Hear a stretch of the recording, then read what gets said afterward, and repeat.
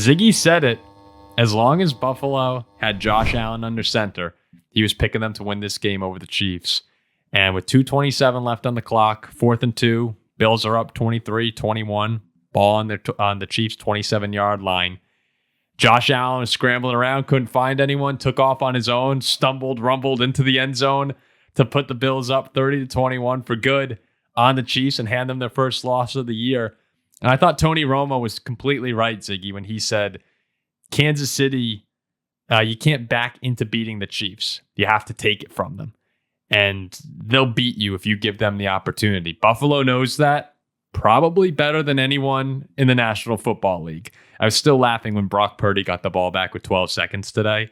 I was thinking, oh my God, like how the hell did the Chiefs win that game a few years ago? No, it's so ridiculous they did it. Yeah, it's unbelievable still. But Buffalo knows better than anyone. You have to put your foot down on the Chiefs, or else they're going to find a way. They've done it all year to everyone. What we went through, 5 or 6 games this year, just miraculous ending after miraculous ending. And today, Sean McDermott went for the kill and he got it. And I was, you were teasing me earlier because I was making fun of Ziggy always following the numbers, and Ziggy's like, Paul would have kicked the field goal there. No, that situation, I go off feel. That situation, I'm going for the kill shot too. And credit to the Bills, man, because now they are 9-2. Kansas City's 9-1. I'm sure they'll meet again in January. And if their records are tied, Buffalo's going to get that game in Buffalo. And even though it didn't work out last year, that should be a big difference. Yeah, I mean, this was an all-around performance from the Bills. Putting up 30 on this Kansas City defense is not easy. And it's certainly not easy when in our preview show, we talked about how many weapons they had out this game. And Khalil Shakir is a decent player. Amari Cooper, even though he wasn't 100%, is good. But as you said, this game came down to one player, really. And it was, there was all the talk from like Romo and the rest about, so long as Patrick Mahomes has the ball, anything can happen. It can always be magical. But Josh Allen took care of business today. This was a complete performance in the Bills. They gained 100 more yards. They were a lot better in high leverage situations, like on third down. Josh Allen wasn't sacked once. They managed to get after Patrick Mahomes a couple of times in some big moments, which is hard to do. Sacking Patrick Mahomes remains one of the hardest things to do in the NFL. Maybe the only thing harder is sacking Josh Allen. This was just a great team performance from a Bills team that a lot of people, I think, have been questioning, right? The best teams they played, they got blown out by the Ravens. They lost to the Texans on the road. What can this team do? Beating the Chiefs at home, I think nobody can say they can't play with the best. Oh, yes. This was totally a statement. And I called them out in the preview show, too. When your biggest games of the year were at Houston and at Baltimore, and really they weren't. I mean, Houston was a close game, but Baltimore was an absolute blowout. I think that your legitimacy should be called into question a little bit. We all believe that as long as Josh Allen's there, the Bills are a very good football team. I don't think anyone's questioning that. But if you can't beat the top teams in your conference, then there's reason to have some doubt as to whether or not you could go on a deep run. And I believe it was the first time in 30 games that the Chiefs had allowed 28 points or more in a single game. I mean, we talk about how great the Chiefs defense has been. It's a pretty unbelievable stat to go over 2 years without allowing a team over 28 points. I mean, there are a couple defenses around the league, a couple fan bases who are probably begging. Imagine Bengals fans right now are like, please, God, under 30 points is a huge win for them.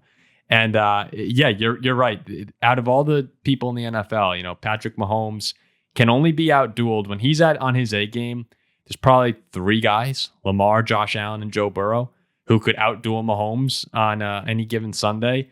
And, today, Josh Allen outdueled Mahomes. The Bills were ahead of Kansas City in basically every statistical category. It was a great day to be a Buffalo Bills fan. And the thing is, so obviously a great win. All Bills fans should be really happy. They now turn their attention to the January game.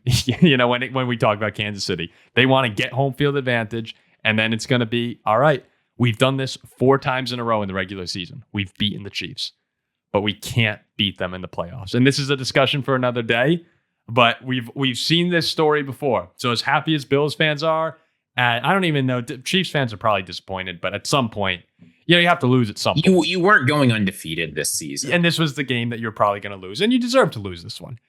They probably should have lost a couple other games, but they have the championship mindset. They're never out, as Romo and Nance made very clear. They're never out of any game.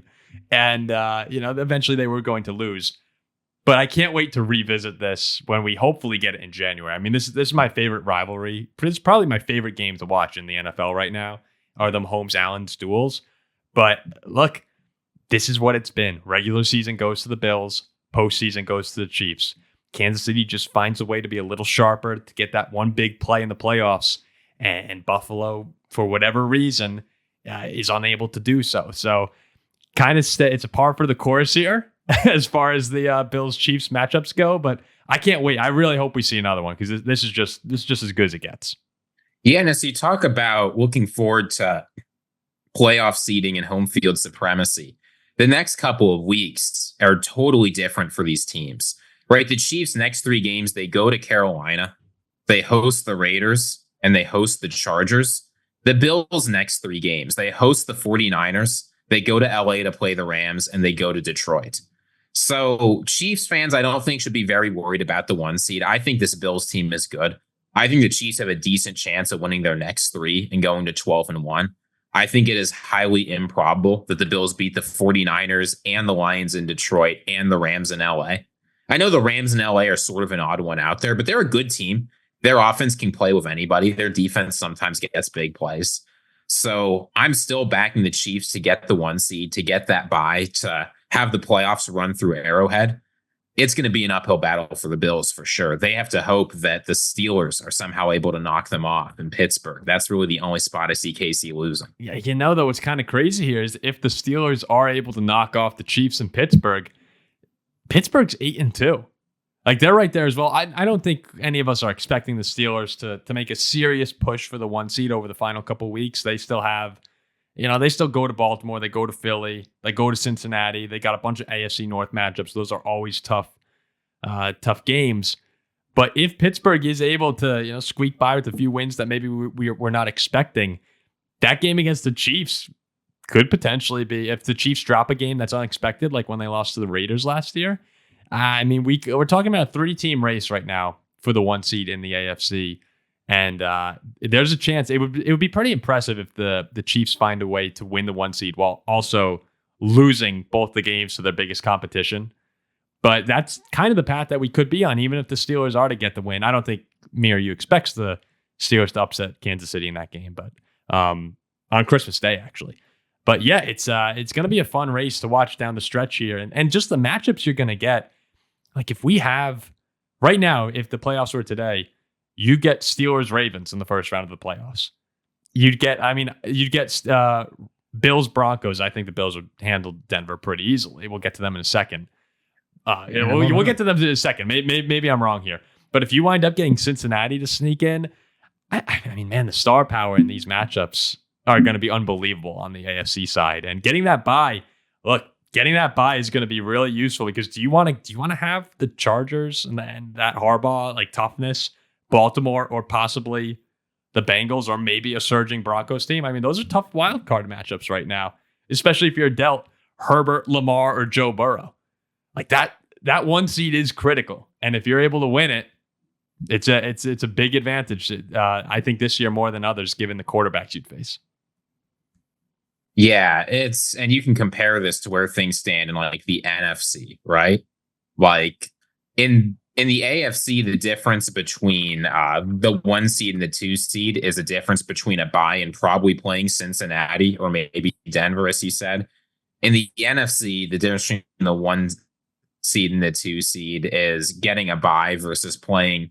Who's at 7 right now? Like I know there's like a 3 or 4 way race to see who sneaks in. The Commanders. But right now it's the Commanders. It could be the Rams. It could be the Seahawks.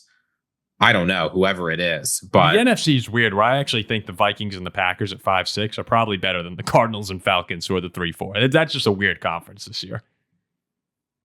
That's a strange one. No, it's certainly strange. But yeah, I mean, there's a reason why more often than not, the team that goes to the Super Bowl is a team with that first round of bye, especially now if there's only one of them. It's so valuable and it's so hard to get.